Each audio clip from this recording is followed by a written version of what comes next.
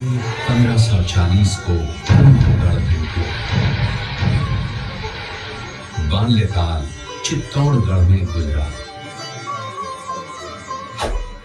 सन 1567 में अकबर ने जब चित्तौड़गढ़ पर आक्रमण किया तो मेवाड़ के प्रमुख सरदारों और सेना नायकों के आग्रह पर महाराणा उदय सिंह ने चित्तौड़गढ़ छोड़ दिया।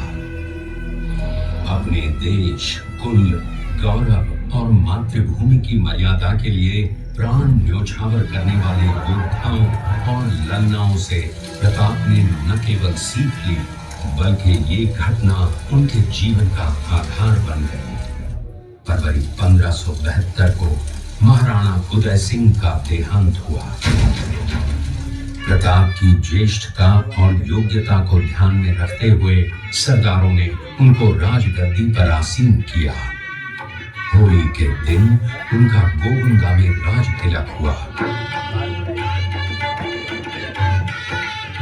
उस समय तक लगभग सभी राजाओं ने अकबर की अधीनता स्वीकार कर ली थी। एकमात्र महाराणा प्रताप ने अपना मस्तक अकबर के आगे नहीं झुकाया।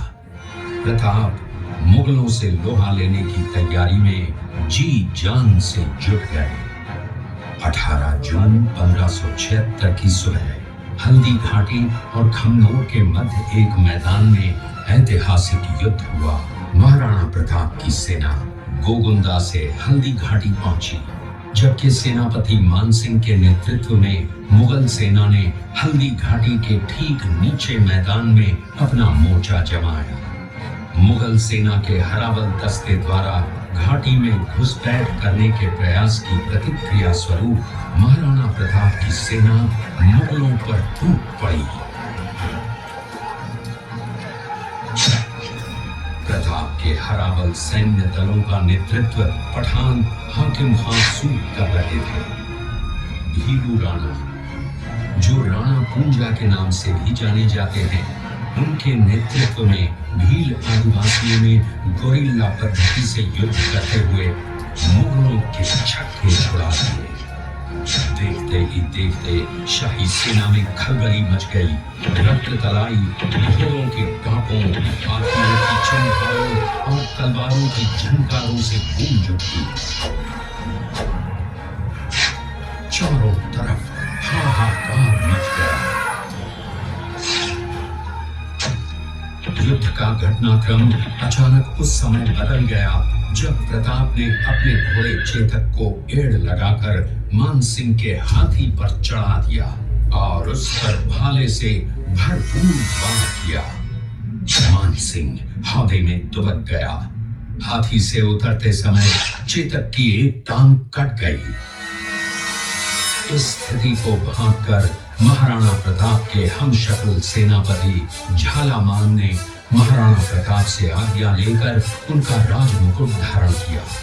मुगल सेना झालामान को महाराणा प्रताप समझकर उन पर टूट पड़ी और झालामान शहीद हो गए। उधर चेतक ने अपने स्वामी को 5 किलोमीटर तक 3 टांगों पर ही लेकर एक बरसाती नाले को पार किया। उसके पश्चात उसके प्राण पखेरु उड़ गए। इस युद्ध से महाराणा प्रताप के मन पर गहरा प्रभाव पड़ा। परिणाम स्वरूप उन्होंने मुगलों पर विजय प्राप्त करने तक राजसी ठाट बाट छोड़ने और पत्तों पर भोजन करने का प्रण लिया, जिसे उन्होंने जीवन भर निभाया। महाराणा प्रताप ने अपना सैन्य बल बढ़ाकर सर्वप्रथम अरावली पर्वत की घाटियों में बसे दिवेर पर चढ़ाई कर विजय प्राप्त की। इसके बाद कुंभलगढ़ पर भी विजय प्राप्त की। सिर्फ चित्तौड़गढ़ को छोड़कर सारे मेवाड़ को अपने अधीन कर लिया। कालांतर में महाराणा ने चावंड में अपनी राजधानी स्थापित की।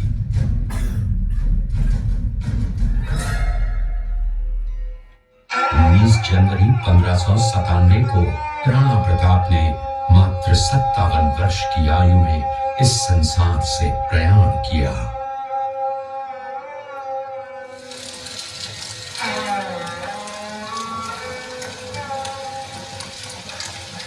हल्दी घाटी का युद्ध एक सांप्रदायिक युद्ध न होकर आत्मसम्मान, मातृभूमि की स्वतंत्रता व स्वाधीनता का संघर्ष था।